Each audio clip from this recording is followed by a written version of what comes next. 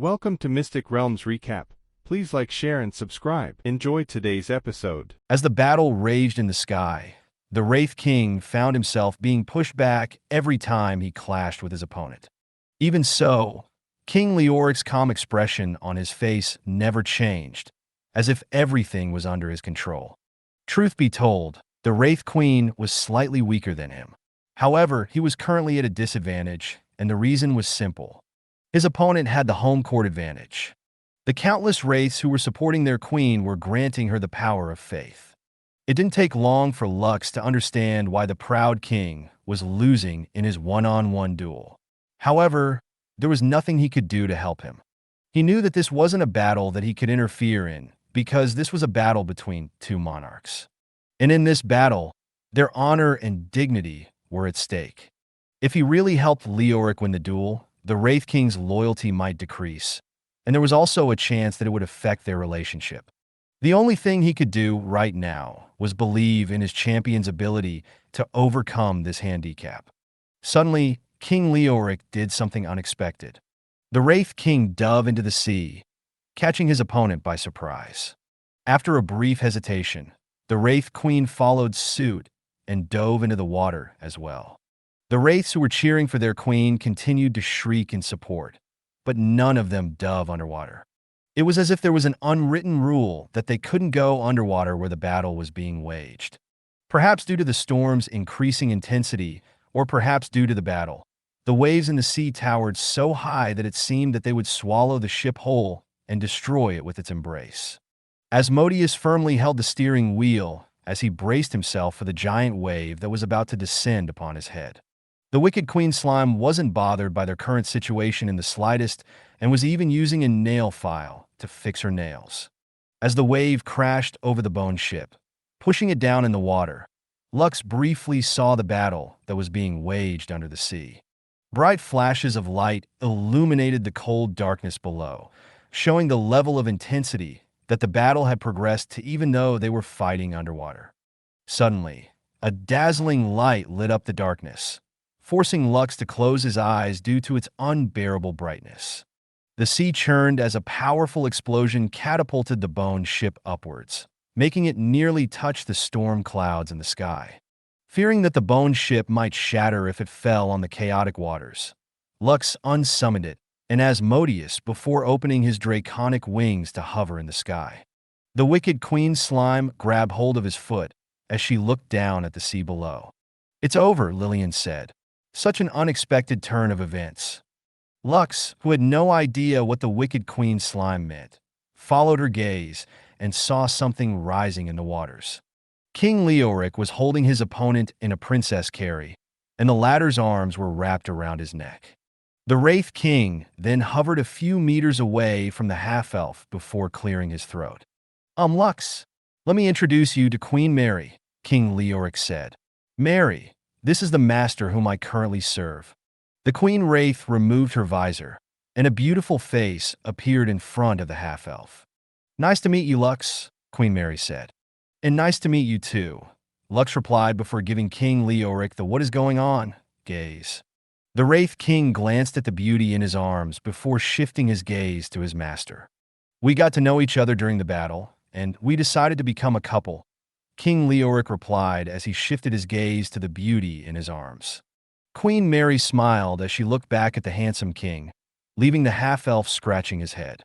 Although falling in love with your opponent in the midst of battle wasn't unheard of, he didn't expect the dead king to still be capable of falling in love.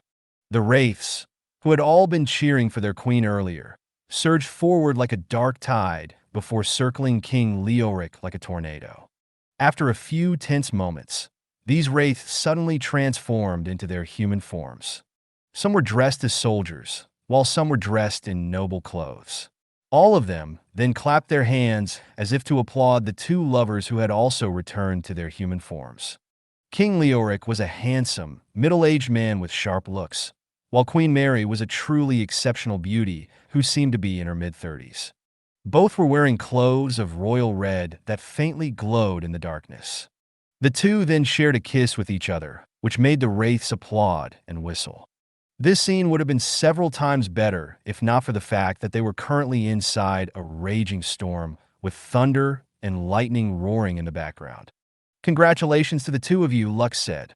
May you live die happily ever after. Thank you, Lux, Queen Mary replied with a smile, making the half-elf blush. As if waiting for that moment, several rows of text appeared in front of him.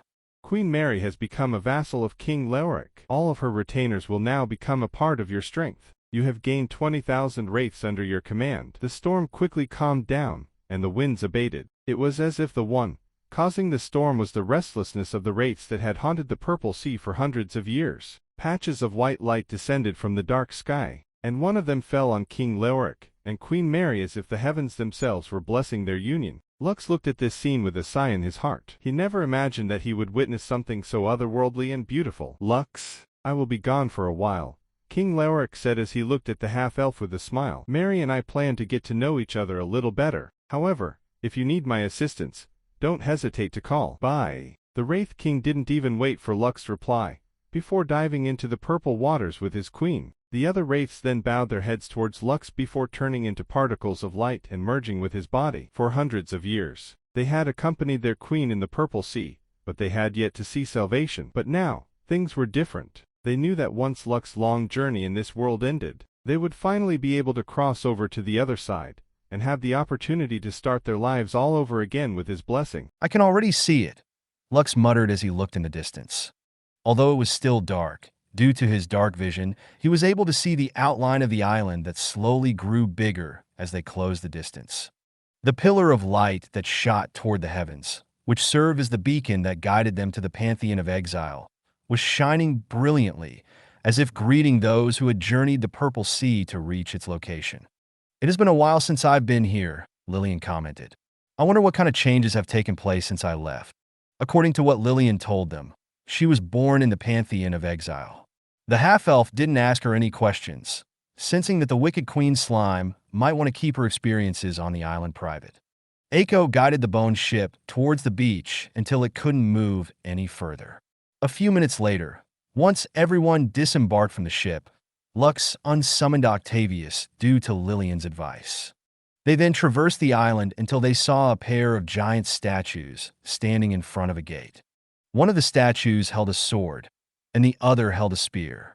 They looked very imposing, but the half-elf knew that they were just ordinary statues without sentience in them. Lillian led the way, and the others trailed behind her. When they reached the door, the wicked Queen Slime glanced at Lux and gestured to the young man to open the gate himself. The half-elf smiled and pressed both of his hands against the gate and gave it a push. At first, nothing happened, but as he exerted more effort to open the gate, the groaning sound of metal was heard before the two gates slowly opened. When the gate was partially opened, a ray of sunlight hit the half-elf as if welcoming him to the place where he wished to be. Only when the gate was open enough to allow 3 people to walk side by side did Lux stop completely. He then took a step forward, and the rest followed. The moment all of them got inside, the gates closed slowly behind them, leaving them no path to turn back. Lux had a surprised expression on his face as he looked in front of him. He was expecting that the Pantheon of Exile would be a gloomy and terrible place, and yet, what he was seeing in front of him made his assumptions vanish into thin air. Surprised? Lillian asked with an amused expression on her face. Very, Lux replied. Is this really the Pantheon of Exile? Lillian nodded. Yes, this is the outskirts of the Pantheon of Exile. I believe that the one you are looking for is within the inner sanctum. As the sun rose up and illuminated the world, the city of Exile was bathed in light. A city that was no different from the cities that he had seen in the surface world. Remember, what you see in this city is not what it seems, Lillian stated. Don't let your guard down. A few minutes later, they arrived at the entrance of the city. To Lux's surprise, he didn't see anyone guarding the entrance. However, after Lillian pointed out that only exiles were sent to the city, the half-elf understood that having a guard stationed there was pointless. The moment that they entered the city gates, those who were awake noticed their arrival.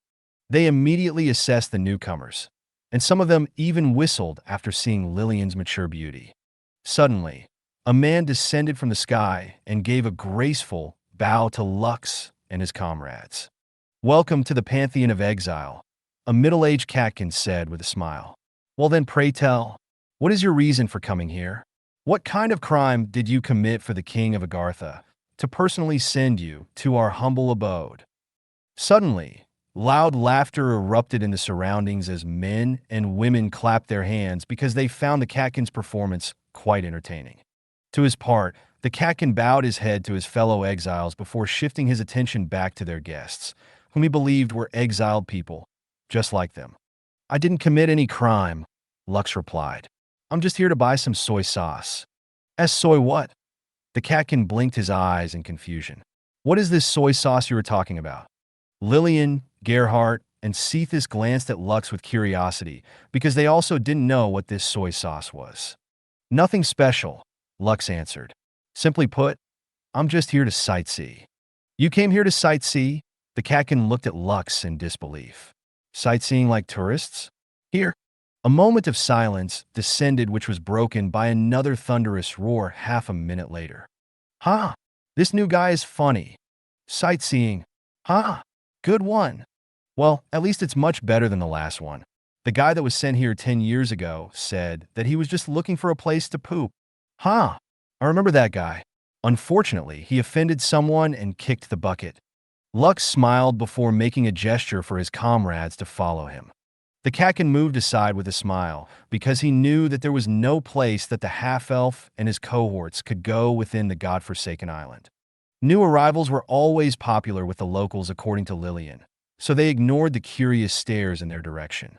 They planned to stay in the city for a day to get a proper rest before journeying to the inner sanctum, which was located on the north side of the island.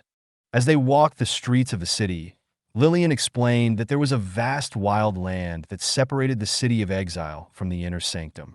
The wild land was home to many powerful monsters that ranged from rank 1 monsters up to the calamity rank. It was where Lillian was born, and also the place where she had lived for many years until she reached her current rank. "By the way, what kind of currency do they use here?" Lux asked. "Do they use gold?" He wanted to have a proper rest in a comfortable bed if possible and wash away the exhaustion he felt during the journey. "Yes, they use gold coins, as well as special tokens as currency," Lillian replied. "Good." Lux nodded. "Do you have any good recommendations for an inn to stay at?" Just as Lillian was about to answer Lux's questions, she noticed over a dozen men walking in their direction with smirks on their faces. A single glance was enough to tell that they were ruffians, and it was also easy to guess why they were approaching their group. The mature beauty sighed before shaking her head. "Fools," Lillian thought as she looked at the baby slime who was perched on top of the half-elf's head. Eiko was already holding 2 blast bombs in her hands, a devilish smile on her face as she looked at the ruffians. Due to her mind reader ability, she and her papa already knew what the thugs were planning to do. The locals, who were observing the newcomers, all smiled because they knew that something interesting was going to happen. For people like them who had been cast out from the lands of Agartha, this kind of entertainment served as their favorite pastime. Since they are so kind as to give us a warm welcome, we should give them a proper greeting as well. Lux sneered. "Shower them with gifts, Eiko." The baby slime's wicked smile widened, and she threw the 2 blast bombs, which immediately increased their size once in midair. Boom boom Bakugan. Lux, Gerhardt, Cephas, and Lillian all flew backward because they knew what was going to happen next. Before the thugs even had the chance to run, a powerful explosion made the entire city tremble, waking up those who were still asleep and unaware that trouble had come knocking on their door. The Pantheon of Exile is a place where being kind will earn you a knife stab in the back. It is not a place for the innocent and the ignorant, and the people in there are the worst of the worst. Since we will be arriving there shortly, it would be best if we make a good first impression. That way, we will not always be targeted by the fools who think that we are easy pickings. Those were the words that Lillian had told them as they made their way to the city of exile. They already knew that they were going to be attacked as soon as they entered the city, so they made preparations in advance. Eiko, who had drawn first blood, narrowed her eyes to look at the destruction caused by her blast bombs. To her surprise, the thugs were able to escape with only minor injuries and were looking at her with solemn expressions on their faces. Well, what do you know? It seems that these newbies know a trick or two. One of the thugs grinned as he held daggers in both hands. A slime that throws bombs? How much do you think that thing will sell for in the auction? A skinny man asked his comrades, who were watching the battle from one of the nearby rooftops. Can't say, but she will be a good pet. A woman-eyed Aiko with a smile. She's kind of cute, don't you think? Your definition of cute is a bomb in your face? Well, why not? Similar conversations were being held by the spectators who were watching the battle from a distance. There was an unspoken rule in the city of exile when it came to handling newcomers. It was fight at your own risk, and no one will get in your way.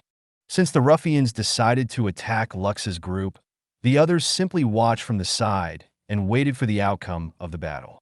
I'll handle them, Cephas said as he summoned his spear. Gravity domain. A dome of black light expanded in the surroundings, catching 3 of the thugs that attacked them. The others were nimble on their feet and managed to evade in time. Those who were not so lucky found themselves kissing the ground due to the increase in gravity within the black dome of light. Cephas sneered and increased the gravity 5 times, making the 3 thugs cry out in pain as their bones shattered inside their bodies. The Dragonborn then glanced in the direction of the thugs, who managed to back away, and sneered. You think you filthy lowlanders can beat me? What a joke. Cephas once again increased the gravity, making the bodies of the thugs he caught explode like watermelons. E/N. They're Underlanders. The Dragonborn then brandished his spear in an arrogant manner and pointed it at the people who preyed on them. Who's next? Cephas asked arrogantly. Those who want to die. Step forward. Lux and Aiko, who were watching from the side, clapped their hands. Wow! Did you see that, Aiko? Pa! I know, right? Watching cannon fodders fight cannon fodders is the best thing ever. Lillian giggled and Gerhardt snickered, which made the Dragonborn almost cough up blood after hearing his own allies make fun of him in front of their enemies. You motherf asterisk curse. Cephas cursed internally as he did his best to remain calm. If he were to have his way, he would have smacked Lux with his spear and made the latter apologize to him. Sadly, he couldn't do that. Aiko would kill him before he could get close enough to touch her papa. The thugs glanced at each other before spreading out in different directions. They outnumbered their enemies, so they weren't afraid of bringing them down. Some of the spectators cheered at their efforts while secretly wishing that they would die at the hands of the newcomers. The city of exile was a dog-eat-dog world, and only the strongest and the smartest people could survive it. When they finally had their enemies surrounded, the leader of the thugs raised his hand in the air and shouted. Now! All of his comrades threw metallic chains toward their targets. But instead of targeting their bodies, the chains flew past them and linked with each other, forming a cage that trapped them within. Suddenly, sparks of lightning spread along the chains that surrounded the half-elf and his comrades, which threatened to electrocute them all. This was their group's killer technique that worked wonders against newbies who had no idea about what they were capable of doing. Nice trick, Gerhardt said, but not good enough. Just as the sparks of lightning were about to hit their bodies, a tornado appeared out of nowhere. Lightning streaked in its body, making it look like a malevolent storm elemental that was about to unleash its overwhelming might on everything within its reach. But if one were to look closely, one would notice countless jagged bones mixed into the tornado, which could easily rend the flesh of the humans who were unfortunate enough to be pulled into its deadly embrace. With its strong suction power, the thugs who were holding the chains were pulled towards it, making them scream in horror. Those who were able to react quickly immediately let go of their chains and distanced themselves from the tornado that threatened to swallow them all alive. Blood-curdling screams of pain, shock, and desperation reverberated in the city as the powerful tornado shredded and electrocuted the thugs who had been absorbed into its vortex. It didn't take long before the tornado's color changed to red as the blood of its victims merged with its body. *T. I think we kicked the steel plate. The leader of the ruffians cursed internally after more than half of his men had been killed in a matter of minutes. Knowing that they had underestimated their prey, he decided to cut their losses in order to retreat. But just as he was about to run away, he saw a faceless monster standing behind him with its arms crossed over its chest. Before the leader of the thugs could even do anything, the night gaunt, Shax, wrapped its tail around his body and casually threw him toward the tornado in the distance, making the man scream in horror. The rest of the surviving thugs found themselves facing the members of Lux's covenant, who, after catching them, didn't hesitate to toss them toward the blood-red tornado that had grown in size. When the last thug was shredded, until his body exploded into a blood mist, the tornado disappeared, leaving only a bloody mess behind. Lux and his friends were all unharmed, and their clothes and weapons were free from the blood of their foes. A chilling silence permeated the surroundings for nearly half a minute before it was broken by thunderous applause. The people in the city of exile cheered, and some even raised their mugs of ale in order to salute the newcomers who survived their city's initiation ceremony. Clearly, the death of some ruffians was simply entertainment to them. Such wonderful people, a handsome man in his mid-30s said with a smile as he looked at Lux and his comrades from the castle wall. I like them. The handmaiden standing beside him didn't say anything and simply glanced at the newcomers with a calm gaze. However, for the first time in many years, something stirred within their beautiful depths. As to what kind of emotion it was, no one would know since it vanished without a trace, as she waited for the coming of a devil whose blood-soaked wings would free her and her people from suffering.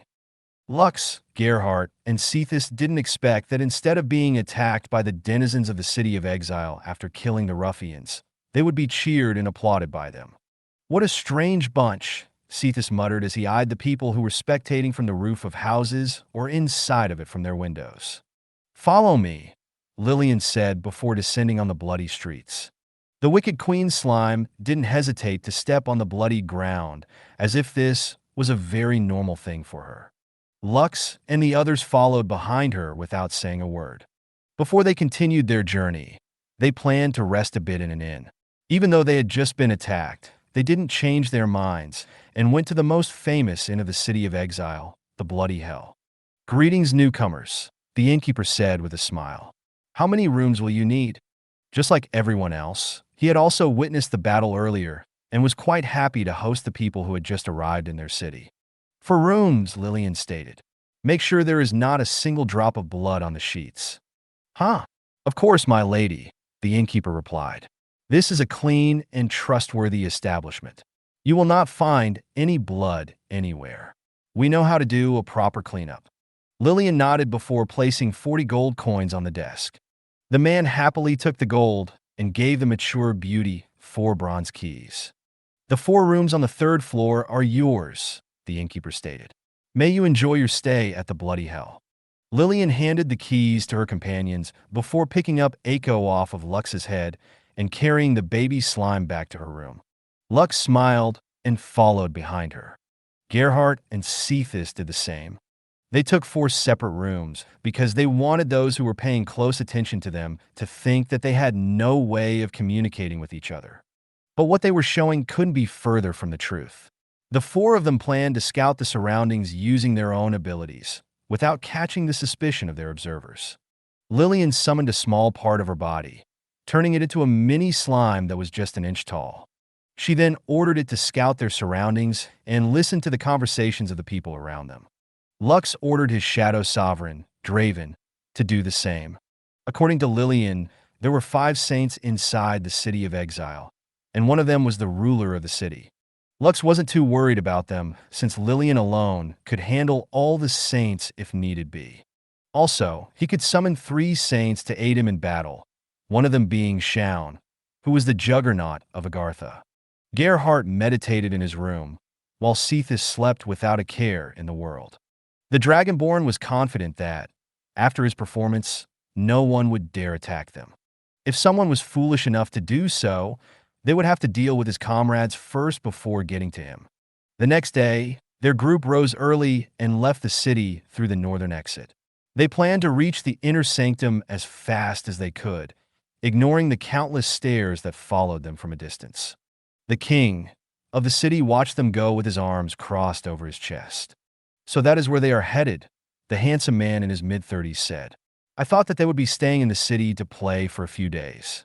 It seems that my initial estimate was wrong. Sasha, go and follow them. However, make sure that you keep a safe distance. I can tell that the beautiful lady that is accompanying them is dangerous. Until we know their reason for coming to this godforsaken place, make sure to not do anything that might make them hostile to us." The handmaiden who stood beside him nodded her head in understanding. A moment later, she disappeared, making the handsome man smile. He was so close to fulfilling his grand plan, and he didn't want any variables to mess with all the hard work that he put in over the past decade. He just needed a week to set his plan in motion, and he would kill anyone who stood in his way. Soon, the middle-aged man glanced in the direction of the kingdom of Agartha. "I will make you regret sending me to this place. A saint is following us," Lillian said through their guild chat. "Should I kill her?" "Don't," Lux replied. "I'm sure that she just wants to know where we are going. Let's not create unnecessary trouble, shall we?" "Suit yourself." Lillian smiled as she kept her gaze in front of her. There were many powerful beasts in the wild lands, but all of them scattered after detecting Lillian's presence. Although she was in her human form, the beasts roaming the land could sense that she was a calamity, so they stayed as far away from her as possible. After a few hours, they finally arrived at their destination. Lux gazed at the Black Tower, which he estimated to be around 50 meters tall. On the top of the tower was a crystal that was the size of a boulder. "So this is where that pillar of light is coming from," Lux thought as he looked at the beacon of light that had guided him from the other side of the Purple Sea. At that base of the tower, there was a black gate, which he believed to be the entrance to the underground prison, where the most nefarious people and creatures who threatened the peace of Agartha were locked up. In the past, people believed that those who entered the Black Gate would never be able to see the light of the sun ever again, Lillian stated. "I didn't dare to confirm if the rumors were true or not because I enjoy my freedom. Lux, if you are really going into that place, make sure to leave Aiko behind. I don't want her to be trapped inside that place with you." Aiko, who was perched on top of the half-elf's head, simply shook her head and told her papa that wherever he was going, she was going as well. Seeing the baby slime's determination, the wicked queen slime could do nothing but sigh and press her hand on her forehead. "Don't worry, Lillian," Lux said. "I don't plan to stay in that place for long. All of you stay here. If I'm not back within a week, call for help." After taking a deep breath, the half-elf opened the black gates and entered the darkness. He had abandoned this mission once, and he had no intention of doing that again a second time. Creatures of various shapes and sizes appeared in Lux's vision as he toured the inner sanctum.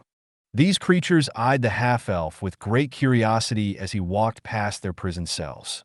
Some of them called out to Lux, using languages that weren't familiar to him. But he didn't have to know their language to understand what they were trying to tell him. "Free us." Those were the words that appeared inside Lux's head as he walked past these abominations, whom he believed to be abyssal creatures. They were locked behind a purple barrier which held firm no matter how much they tried to attack it.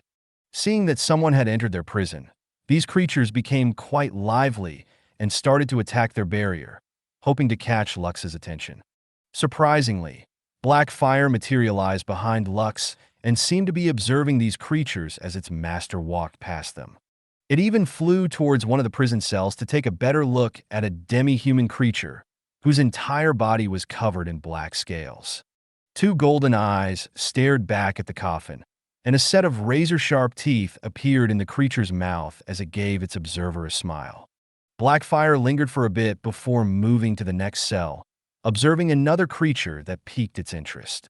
Lux had warned the black coffin that it was allowed to look around, but not to touch anything.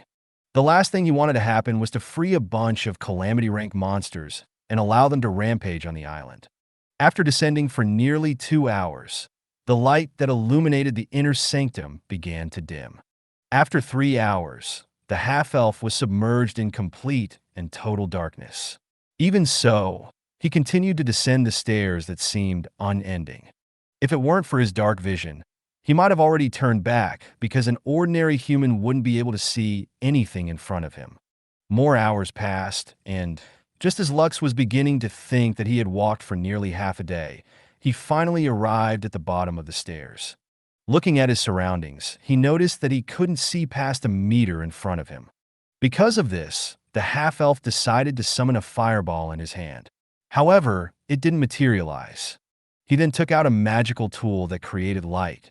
But no matter how many times he tried to activate it, the artifact didn't even produce a tiny spark. So, no sources of light work in this place, Lux thought. Just as Lux was thinking about what to do next, he felt something tug on his robes. The half-elf then glanced at the 2-foot-tall skeleton that was standing beside him and smiled. "Are you going to take me to her?" Lux asked. The little skeleton nodded and made a gesture for Lux to follow him. He smiled and followed the little skeleton, who was always a step ahead of him. The two of them walked for nearly an hour before the skeleton stopped and motioned for Lux to not move from where he stood. The little guy then made chattering noises as if calling out to someone. Within the darkness, a similar chattering replied, as if telling his friend that he would be there shortly. Although he couldn't see what was in front of him, the half-elf could sense that something or someone was approaching him. A few minutes later, something unexpected happened. The darkness in front of Lux shuddered, as if it was afraid of something. All of a sudden, and without warning, the pitch-black wall that stood in front of him parted. There, standing several meters away from him, was a young lady with long pink hair and eyes staring in his direction. Her body glowed faintly, making her the only source of light in the darkness. She was like a lonely star in the sky, waiting for someone to look at her and see her for what she truly was. Lux. It was only a single word, and yet, her voice, akin to that of an angel's, reached his ears, making him shudder. The young lady then gave him a sad smile as she stared in his direction, not daring to move another step. "Aurora," Lux said softly, "we finally meet." The half-elf wanted to take a step forward, but an invisible wall was preventing him from doing so. He could have broken that barrier if he wanted, but he didn't do it. The reason? The one that created the barrier was none other than the lonely girl in front of him, who didn't wish for Lux to be tainted by her misfortune. The two stared at each other for half a minute before Lux finally regained his composure. Take a stroll in any city, all the guys would definitely look in her direction and be enchanted by her good looks. She looks similar to Queen Rhiannon, Lux thought, but she is more charming than the queen. Aurora was a peerless beauty, and Lux believed that if she were to take a stroll in any city, all the guys would definitely look in her direction and be enchanted by her good looks. After taking a deep breath to calm his nerves, he managed to give the young lady a smile, which made the little skeleton that was standing beside her give the half-elf a thumbs up. "Thank you for coming to see me, but I will not allow you to take one more step forward," Aurora said softly. "I don't want you to be infected by my bad luck." Lux didn't say anything and simply took out a necklace from his storage ring. It was none other than the necklace, Fortuna's Tears, that Queen Rhiannon had given him before he left the abyss. "Take this to her," Lux ordered the little skeleton beside him. The little skeleton nodded its head and carefully held the golden necklace with the teardrop-shaped pearl at its center. It then walked towards its master with steady steps. When it finally arrived in front of Aurora, it raised its hands and offered the necklace to her. A surprised expression appeared on Aurora's face as she took the necklace from the little skeleton's hands. She then took a closer look at it before shifting her gaze to Lux in confusion. "Wear it." Lux smiled. "That necklace is called Fortuna's Tears. It will prevent your bad luck from spreading to others." "Are you sure?" Aurora asked half in doubt. "Will this really prevent other people from being infected with my bad luck?" "We will know in a little while," Lux replied. "Please wear it. It is a gift from someone who looks like you." "Someone who looks like me?" "Yes." Aurora stared at the golden necklace in her hand for a few more seconds before raising it above her head in order to wear it. When the tear-shaped pearl rested on her chest, the young lady felt something warm and gentle wash over her body. The barrier in front of Lux shattered into countless pieces, allowing him to walk towards her. When Lux was only 3 meters away from Aurora, The young lady subconsciously took a step back. Sensing that there was a possibility that she would run away if he continued to close the gap between them, Lux decided to stop and reached out his hand to her. Aurora looked at Lux's outstretched hand before shifting her gaze to his face.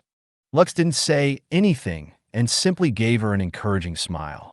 The young lady then gingerly took a step forward. The half-elf didn't move, but he nodded in approval of her action, encouraging her. Taking another step, Aurora was now within a hand's reach from the handsome young man who had braved the darkness to find her. "Are you sure it's safe?" Aurora asked in a worried tone. "Are you sure you will not get infected with my bad luck? I will not be able to forgive myself if you catch my curse." "Don't worry," Lux replied. "Believe me." The young lady clenched her fists tightly for a few seconds before reaching out to hold Lux's hand. At first, she hesitated, but seeing the confidence in Lux's eyes, she decided to take a leap of fate and entrust herself to him. Aurora closed her eyes and reached out her hand. A moment later, she felt something warm, holding her hand, which made her slowly open her eyes. "Let me introduce myself again," Lux said. "My name is Lux von Kaiser. It's nice to meet you, Aurora." A tear streaked down the beautiful girl's face as the dam inside her heart broke apart. Feelings that she had suppressed for many years washed over her body like a flood, making her shudder. A sob then escaped her lips as she covered her face with both hands, unable to stop the torrent of tears that were now streaming freely down her cheeks. Suddenly, she felt two strong arms wrap around her body, holding her in a firm embrace. "It's okay," Lux said as he patted her head. "Let it all out. You can cry on my shoulder." Gaining his permission, Aurora no longer held back and buried her head in his chest. Within that pitch-black darkness, the misfortune's beloved cried until she no longer had tears to shed. Lux held Aurora, only loosening his grip when her body stopped shaking. His clothes were wet with her tears, but the half-elf didn't mind it one bit. What concerned him the most was Aurora's current situation. Although he wouldn't go as far as to call her too skinny, compared to his lovers, the young lady was quite a bit thinner than most of the ladies he had seen. Of course, he had a feeling that this was due to her entrapment inside the dark prison, where she was unable to get something to eat. But if that were the case, how did she manage to survive after so many years of confinement? "I'll just ask her about that later," Lux thought as he patted Aurora's head, while holding her body in a gentle embrace. Several minutes later, the young lady in his arms stopped moving, and the half-elf thought that she had finally calmed down. However, a moment later, he heard her soft breathing, which was similar to the breathing of someone who was sleeping. In order to confirm his guess, he gently pulled back and glanced at the sleeping beauty in his arms. Aurora had indeed fallen asleep, and tears were still falling from her eyes. She looked so pitiful that just looking at her made him feel as if his heart was breaking. After pondering for a bit, Lux summoned the portable tent that was given to him by the Rowan tribe. He intended to let Aurora get some proper sleep in a comfortable bed. Of course, it would be better for him to carry her out of the prison, but the two little skeletons told him that Aurora was unable to leave for some reason. They already tried to escort her to leave this dark place, but whenever they were about to walk past the exit, an invisible wall would appear and block their path. The two little skeletons, Zane and Zeke, could easily pass through this wall, but Aurora was unable to do so. Because of this, they inferred that there must be a restriction placed on her, preventing her from leaving. Since that was the case, Lux decided to let Aurora have some rest first and deal with the issue once she had woken up. As Lux gently laid Aurora on the bed, Zane and Zeke climbed on it and hugged Aurora on her left and right sides, sleeping beside her. The half-elf smiled as he watched this scene and sat on a chair not far from the bed. He also notified his comrades, who were waiting for him at the entrance of the inner sanctum, and told them about their situation. "Understood," Lillian said. "How long do you think you will be staying down there?" "I don't know," Lux replied. "But there is a possibility that I'll be down here for a day or two. How about you guys? Anything interesting happening up there?" "Nothing much," Lillian answered. "The person who has been following us is observing us from a safe distance. Do you want me to eliminate her?" "No. We don't want unnecessary trouble with the locals." "Suit yourself," but don't take too long. It seems that their king is planning something big, and I don't want to get caught up in it. I know. Draven told me something similar. When they arrived in the city of exile, Lux and Lillian had sent their scouts to gather information inside the city. This was how they managed to gather some interesting news, which prompted them to leave the city the next day. A few hours later, Aurora let out a soft sigh, alerting Lux that she was about to wake up. In order to avoid scaring her, he remained where he was sitting and simply observed her from a distance. It didn't take long before Aurora opened her eyes. She slowly propped herself up on the bed and then sleepily glanced at her surroundings as she rubbed her eyes. Lux found her actions quite cute, causing him to uncontrollably smile. Finally, when the last dregs of sleep left her body, she realized that she was sitting on a soft bed with Zane and Zeke beside her. It was at that moment when she felt a gaze coming from her right side, making her body stiffen. Slowly but surely, she turned her head to look in the direction where she felt the stare was coming from and saw the handsome half-elf looking at her with a smile on his face. "Good afternoon, Aurora," Lux said. "I hope you slept well." "Gee, good afternoon," Aurora stuttered. "How long was I asleep?" "Just a few hours." "I see." The pink-haired beauty then lightly patted the head of the two little skeletons, who had also propped themselves into a sitting position.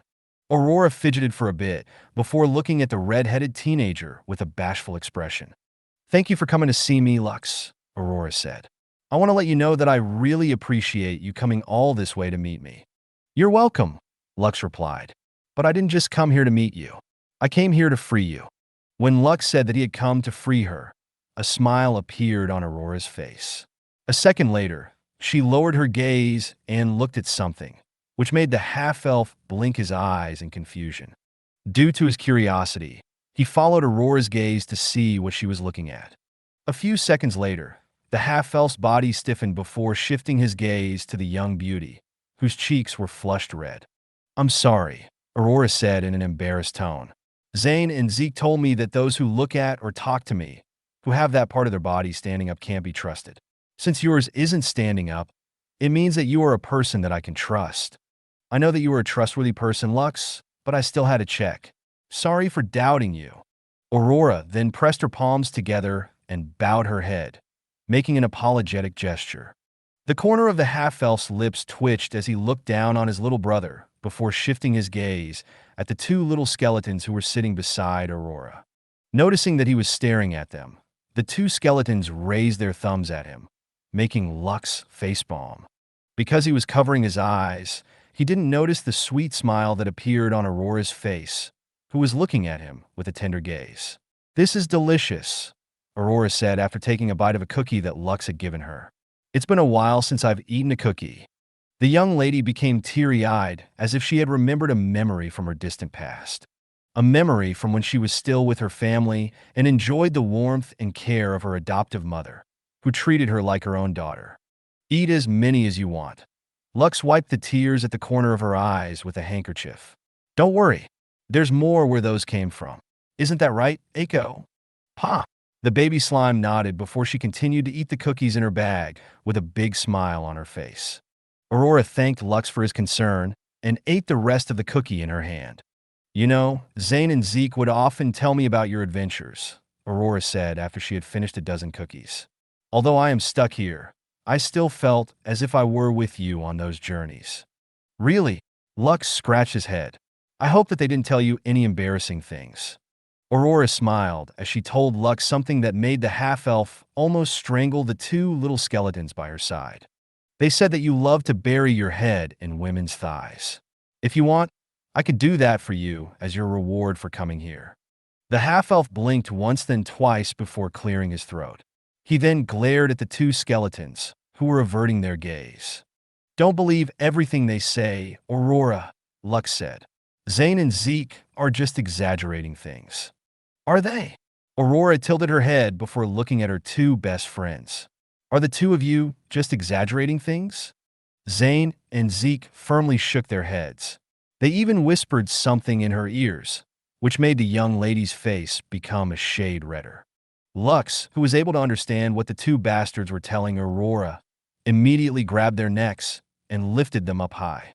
"I need to talk to these two for a bit," Lux said as he carried the two skeletons under both of his arms like sacks of rice. "Please look after Eiko for me while I'm gone, Aurora." Lux didn't even bother to wait for the young lady's reply before leaving the tent. "Do you want a cookie, Eiko?" Aurora asked as she presented a cookie to the baby slime, who was also eating cookies from her bag. Eiko looked at the cookie in Aurora's hand for a few seconds before reaching out to take it. She then ate it, which brought a smile to the young lady's face. "You love your papa, right?" Eiko nodded. "Do you love your mama too?" "Love." "Then, can you tell me what love means?" Eiko stopped eating and looked at the young lady who was lightly patting her head with a gentle smile on her face. "Love." "I don't understand." Zane and Zeke had told her a lot of things about Lux. Naturally, they didn't miss the information about the half-elf's two lovers, Iris and Kai. They even told her about the funny activities they did while they weren't wearing their clothes. Truth be told, Aurora didn't know much about these things because she had been sent to the Pantheon of Exile at a young age. She didn't know anything about relationships and was innocent when it came to the matters of love. Even though her two best friends gave her very detailed descriptions about how Lux made love to his two fiancées, Aurora only thought of this as a funny activity because she didn't understand what they were doing. But one thing was clear. The moment she met Lux, she started to feel things she had never felt before. She started to feel hope. If not for her fateful encounter with Lux, she might have lost her sense of self until she had turned into a mere living husk. She would still be alive. This much was true. But deep inside, she would be numb and unfeeling until the day she breathed her last. Forever trapped in the darkness, even in death. A few minutes later, Lux returned still carrying Zane and Zeke, whom he put down beside Aurora. The two skeletons were shivering, and even hid behind the beautiful girl, making the young lady frown. "Did something happen?" Aurora asked the half-elf, who sat beside her. "Nothing happened," Lux replied. "I just asked them a few questions, that's all." The young lady nodded her head before looking at the handsome young man in front of her. She hesitated for a bit before asking him the same question she had asked Eiko. "Lux, what is love?" "Love has many meanings, and it also has many faces." The half-elf paused a bit and explained his definition of love to Aurora. "It is a feeling of wanting to be with someone," Lux explained. "When that person is around, you feel happy. When they are sad, you are also sad. If someone wants to hurt them, you feel very angry and will want to fight those who are hurting them." The half-elf then gazed at the young lady beside him with a solemn expression on his face. "Do you hold someone very dear to you?" Lux asked. "Someone who has a place in your heart?" "My deceased adoptive mother and my little sister, Shayna," Aurora replied. "They are the two most important people in my life." "That is a form of love," Lux said softly. "Loving someone and being loved by someone are two of the most wonderful feelings in the world." He could see the pain in Aurora's eyes when she spoke about her deceased adoptive mother, so the half-elf didn't pry into her privacy. "I think I understand it a bit now," Aurora nodded. "Good." Lux nodded. "Now let's talk about something important. Do you know what is keeping you locked up in this place?" "I don't know," Aurora answered. "Zane and Zeke tried to help me escape this place, but there is some kind of barrier that is preventing me from leaving." "But do you want to leave this place?" "Yes, I want to leave this place." "Then, do you want to return to the royal family?" Lux inquired. "Now that you are wearing Fortuna's tear, you will not have to worry about your curse spreading to other people anymore." Aurora smiled sadly before shaking her head. "I have hurt many people," Aurora replied. "I have committed many sins. To be honest, I am afraid to see my family, especially my adoptive father. Instead of repaying them for the many years they had spent raising me, I only gave them pain and sadness. And even if my family forgives me, the family of those who had been affected by my curse won't necessarily do the same. Perhaps the reason why my adoptive father has sent me to this place was to banish and protect me at the same time. Had I stayed in Agartha, the people might have demanded that I be executed in the hope that their bad luck would disappear the moment I died." The young lady then raised her hand to caress her neck. "I have tried to kill myself countless times, but the king placed a restriction on me, preventing me from committing suicide," Aurora said softly. Maybe this is his way of punishing me for the pain I caused him after my adoptive mother died. Or perhaps this was also his way of saving my life, because when my mother died, I also lost the will to live. Aurora's shoulders shuddered as she hugged herself, trying her best to keep herself from crying again. Understood. Lux rested his hand on her shoulder. I will take you to the surface world. You can start your life anew in that place. Don't worry. I'm sure that you will make many friends because you are a very kind soul. You really think so? Aurora asked. Can I really start a new life in the surface world? Yes, Lux answered. I guarantee it, so let's go. The half-elf stood and held Aurora's hand. Let's leave this place behind, Lux stated. As long as you wish to be free, I will do everything in my power to make it happen. Aurora nodded as she, too, stood up. I want to leave this place. Please help me, Lux. If you do, I will do that funny thing you do with your two fiancés. Funny thing? Lux blinked in confusion. What funny thing? Before Aurora could even answer, Zane and Zeke held her hands. The young lady looked down on them, and the two skeletons shook their heads at the same time, as if telling Aurora to not tell Lux anything. The two skeletons would probably get nagged by the half-elf again for teaching Aurora things that she wasn't supposed to know. I'll tell you later, Aurora replied. Zane and Zeke said that now is not the right time to say it. Lux scratched his head before exiting the tent with Aurora. He didn't know what that funny thing was, but his half-elf intuition was telling him that the two little skeletons had taught the innocent beauty something else that she really knew nothing about. Huh. Aurora panted for breath as she tried to walk past the invisible barrier that barred her from moving forward. However, no matter how hard she tried, she was unable to take another step. Lux, who was on the other side of the wall, frowned because aside from the barrier, he could also see invisible chains binding Aurora's body, preventing her from leaving the depths of the inner sanctum. The shackles and the barrier were a foolproof method to bind the young lady and keep her from escaping. While he and the others had no difficulty walking in and out of the invisible barrier, Aurora was unable to do the same. That's enough, Aurora, Lux said as he rested his hand on her shoulder. I'll ask my friends if they have a way to let you pass through this barrier. Okay. Aurora nodded as she sat down on the ground in order to catch her breath. While the young beauty was resting, Lux asked the members of his guild if they had encountered a barrier similar to the one that was preventing Aurora from leaving the inner sanctum. Although the invisible chains were also a factor, Lux believed that the barrier was the biggest hurdle that stood in her way to freedom. Unfortunately, none of the members had seen a barrier that could specifically prevent a single person from leaving. Maybe this barrier was created for the sole purpose of isolating her, General Garrett commented. Since you and others can pass through it, I can only guess that you cannot destroy it since you can't even touch it. Even if you attack it, your blow will only pass through it like you're hitting air. Suddenly, Kai, who was also paying attention to the chat, gave her opinion on the matter. Since she can't pass that barrier, how about you just go over it? Kai asked. Have you tried inviting her to the guild? Lux blinked once then twice before covering his face with both hands. How could I forget something so simple? Lux thought as he rubbed his face. Kai is right.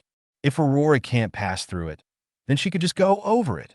Taking a deep breath, he thanked his fiancée and decided to give it a try. Aurora, please accept my guild invitation, Lux said. Understood. Aurora nodded. She already had the suspicion that Lux was the guild master of Heaven's Gate, but since there was still no proof of it, she didn't think much about it. However, seeing the invitation in front of her confirmed that his guild was indeed the one and only mythical guild in the world which she had heard about, even though she was located deep underground and surrounded by darkness.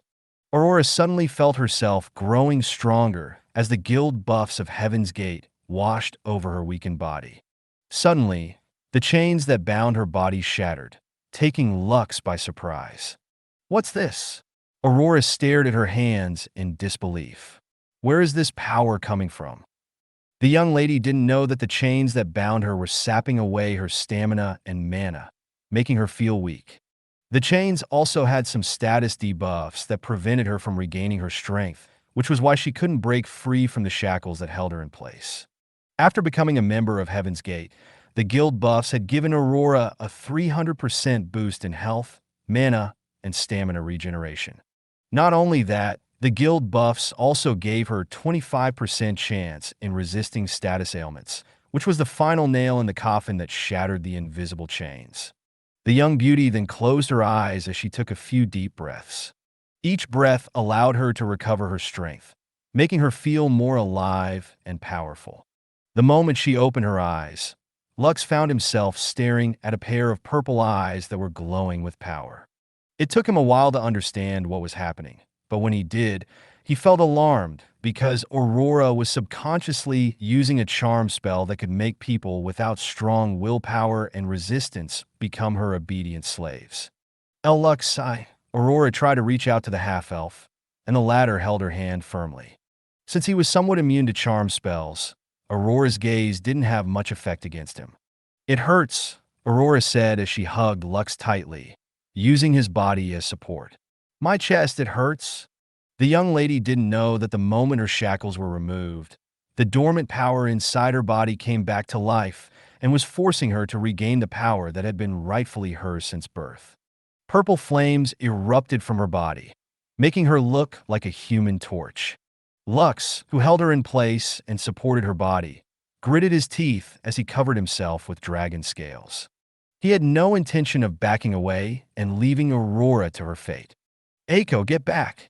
"Pa!" Eiko obeyed and jumped off her papa's body, staying a safe distance away from the blazing flames that were illuminating the darkness. "So hot. I can't." Aurora gritted her teeth as she held onto the half-elf, as if her life depended on it. A moment later, Lux witnessed two small horns grow out of the top of Aurora's head. But it didn't end there. Two bat-like wings sprouted from her back, making her cry out in pain as fiery blood flowed down her back, which immediately disappeared after a few seconds. A spade-tipped tail also emerged from her backside, making her body shudder. "Lux, I'm scared," Aurora cried in pain. "Help me." "Don't worry. I'm here with you." Lux held her tightly, giving Aurora some kind of assurance and security, which allowed her to endure the pain that was wreaking havoc inside her body. If she hadn't been trapped inside the inner sanctum, she might have awakened earlier, and it would have been less painful.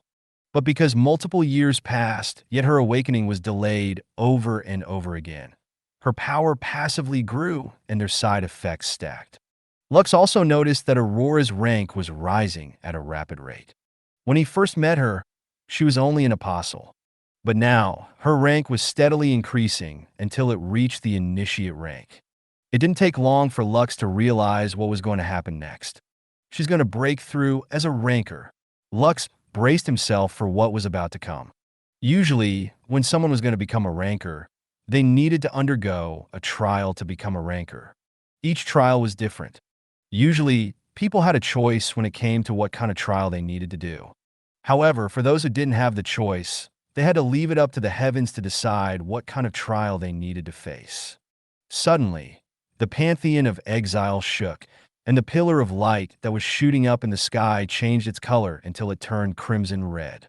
The monsters that were locked up within their cells all started to roar as they pounded against the barrier repeatedly, desperately hoping to break it apart. They were not aware that in the deepest depths of the inner sanctum, Aurora's trial was about to take place. The sound of giggling permeated the garden. Lux watched as a little girl with reddish-brown hair happily ran around a field of flowers while being chased by an older girl with long pink hair. The two seemed to be enjoying their little game, and everyone who was watching them couldn't help but smile, influenced by how happy they looked. After he and Aurora were consumed by radiant purple flames, he found himself in a world where the young lady was still young and living a happy life with her adoptive family. He watched as she grew up from a 5-year-old girl to a 10-year-old girl.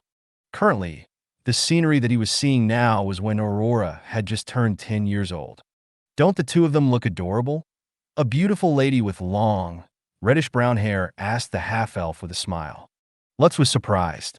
He didn't sense her approaching him, and yet, here she was standing beside him. Also, this was the first time that someone had spoken to him while he was in this world. He knew that he was inside Aurora's memories. so he should be invisible to everyone.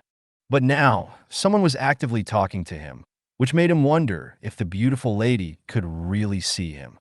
"I can see you, you know," the beautiful lady giggled, which made Lux subconsciously take a step back. "Why, you can see me?" Lux asked. "Yes," the beautiful lady replied. "But in my eyes, you look like a spirit. Did you perhaps die and still have lingering attachments to this world?" "I'm not a spirit," Lux answered. "Then you're probably someone from the future." The beautiful lady shifted her gaze to the two girls who were playing tag in the flower garden. A smile could be seen on her face. Clearly, she loved her two daughters with all of her heart. "You see, I'm an oracle of sorts," the beautiful lady said softly. "Today, I made a divination, and it told me to come to this place at this time to meet someone who will help change the fate of my daughter, or perhaps daughters." The beautiful lady then gave Lux a sidelong glance and smirked. "Well, I guess you are that person," the beautiful lady commented. "I apologize for not introducing myself first. I am Bianca, Queen of Agartha. May I know who you are?" Lux nodded. "Lux von Kaitza. Just call me Lux." "Lux." Bianca smiled. "Your name means light." "I see. So that's how it is." The Queen of Agartha motioned for Lux to follow her, and he obliged. They didn't walk far, only stepping into the shade of a tree overlooking the flower field, where the two girls were now lying. "Those two girls are my daughters," Bianca said after sitting down on the grass. "The younger one is named Shayna, and the older one is named Aurora. Do you know? Aurora means dawn. Her name refers to the time of the day when the sun is just about to rise from the horizon, giving light to the world. Since your name means light, it means that you are the light that would signify the start of a new dawn. If this is fate, then all I can say is that she is a romantic lady." Lux didn't know what to say, so he simply listened to the beautiful queen as he leaned against the tree. Perhaps the beautiful lady knew that Lux didn't want to talk, so she took the initiative to do all the talking, simply saying whatever crossed her mind. "You know, being an oracle is a blessing and a curse," Queen Bianca stated. "I've seen many things, including things that I don't want to see. Do you know? I already know the exact date that I will die and what will happen after it." "Very neat, right?" Lux, who had just been listening, frowned. "Since you know when you are going to die, can't you do anything about it?" Lux asked. "Perhaps," Queen Bianca answered. "But it takes a lot of courage and willpower to defy fate. I don't know if I have the courage or the willpower to do it. Still, if I manage to succeed, my only regret is that I won't be able to see my two daughters grow up." A few minutes of silence passed between them before the beautiful queen heaved a deep sigh. "Lux, I have a favor to ask," Queen Bianca said softly. "Sometime in the distant future, Aurora will need to make a difficult choice. One which will force her to choose between what is right and what is easy. When that time comes, I want you to tell her that being her mother was one of the happiest moments of my life. I didn't regret raising her as my own, and even though we don't share the same blood, that doesn't change the fact that she is my precious daughter. She's my family, and I love her very much. Tell her that she doesn't need to blame herself for what happened. If she still feels guilty about it, tell her that I forgive her and that I will always be watching over her even though I am no longer in this world." Lux glanced at the two girls who had started making flower wreaths and felt his heart ache, knowing that in the future, the innocent smile of the pink-haired girl would disappear from her face. "Understood," Lux replied. "I will relay your message to her." Queen Bianca smiled. "Thank you. Meeting you here at this place and time gave me some peace of mind. Although it is regrettable, our time together will not last long." At that moment, the queen and the half-elf noticed the two girls running in their direction. "Mama!" Shayna shouted as she ran towards her mother, carrying a wreath of flowers in her hands. When she arrived at her mother's location, she placed the wreath of flowers on Queen Bianca's head before giving her a hug. Queen Bianca kissed Shayna's cheeks before hugging her back. "Mother, this is for you," Aurora said with a smile as she gently placed the wreath of flowers on her mother's head. "Thank you, Aurora," Bianca said as she lightly pulled the pink-haired girl beside her to give her a kiss. "I love you." Aurora smiled and hugged her adoptive mother, who meant the world to her. Lux looked at this heartwarming scene with a smile, but his smile soon disappeared when the scenery changed. Queen Bianca laid in a puddle of her own blood, and Shayna and Aurora were beside her, crying their hearts out. The city around them was burning, and several monsters were chasing after the citizens, devouring those whom they managed to catch with their claws. The guards of the city were doing their best to hold back the horde of monsters, but some were still able to slip past their defenses. High above the sky, King Septimius was fighting against a calamity-ranked flying monster that resembled a wyvern, making him unable to assist those on the ground. He was unaware that his wife was dying on the streets, while her two daughters were trying to drag her to safety. Suddenly, an Argonaut-ranked tiger overpowered one of the guards of the city and ran towards the dying queen because it had smelled her rich and powerful blood. Lux stepped forward and attacked the beast, but his spells only went past through it, leaving it unharmed. *T. Lux cursed as the tiger ran past him and opened its massive jaws to devour the three helpless girls. As if sensing that her two precious daughters were about to die, Queen Bianca's body glowed brightly. A second later, the sound of metal clashing against metal reverberated in the surroundings. The beautiful lady held a sword in her hand, protecting her children who were behind her, ignoring the fact that her lifeblood flowed ceaselessly from the gaping wound in her chest. "Stay away from my daughters," Queen Bianca shouted as her sword erupted with a dazzling light that cut the monster in half. She then fell on her knees, using her sword as a means to support herself to keep from falling. "Mama! Mother!" Shayna and Aurora hugged Bianca, and their tears fell like rain. Bianca wanted to embrace the two of them very much, but her strength was leaving her body at a rapid rate. She was also starting to feel cold as blood seeped through the corner of her lips. Even so, her eyes that were filled with determination looked straight at the half-elf, who was standing in front of her. "Please promise me," Queen Bianca said, using the remaining strength in her body. "My daughters, please." Lux knelt and clasped Queen Bianca's hands that were holding the handle of her sword. "I will do my best to help them," Lux replied. "I promise." Queen Bianca smiled and breathed a sigh of relief before her eyes slowly closed. On that day, the Queen of Agartha died with a smile on her face. No one knew that she was the first person who managed to defy fate and allowed her two beloved daughters to survive in exchange for her own life. Lux looked at Queen Bianca's peaceful face while her two daughters cried by her side. The monsters were still rampaging inside the city, and screams of pain, death, desperation, and horror spread in the surroundings. "Mother!" A voice familiar to Lux reached his ears, making him raise his head to look behind Queen Bianca. There, a young lady with long pink hair stood in a daze. There were two horns on her head and bat-like wings behind her back. Her gaze was fixed on the queen, ignoring the carnage that was happening around her. "It's your fault," Aurora said as tears of blood streamed down her face. "It's your fault. If not for you, Mother would still be alive." Without warning, her spade-tipped tail lashed out like a whip, heading towards the pink-haired girl who was bawling her eyes out, while hugging her dead mother. Lux reacted on time and used his body to shield the young Aurora from the succubus, who seemed to be dead set in ending her life. Aurora's tail bounced off the half-elf's arm, which was now covered in dragon scales.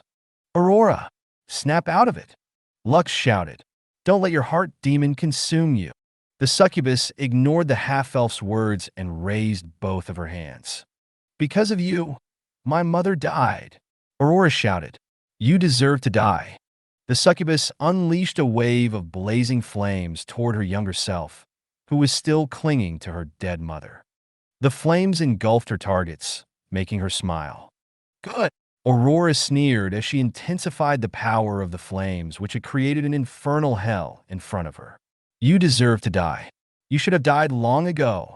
If not for you, Mother would still be alive." A few seconds later, she stopped her attack and watched as the flames slowly receded. She believed that after everything she had done, the little devil would have now burned to a crisp, and that thought made her smile sweetly. However, the smile on her face disappeared when she saw something black within the flames, resisting the inferno that was burning around it. Lux opened his draconic wings and dispersed the flames from the surroundings. Shayna, the young Aurora, and their dead mother were safe, even though everything around them had been reduced to ashes. I should have expected that the child of bad luck would be hard to kill, Aurora said in a hoarse voice. But it doesn't matter. I will erase her existence from this world and end everyone's suffering once and for all. She then shifted her gaze to the black demi-dragon in front of her and sneered. Why are you protecting that thing? Aurora growled. That creature doesn't need to exist. Get out of my way. I will kill her. No, Lux stated. You can't kill her. Fine, Aurora sneered. I'll kill you first. The succubus body was then engulfed by purple flames, making her look like a devil from hell. Anyone who stands in my way will die, Aurora stated as purple flaming swords appeared in both of her hands.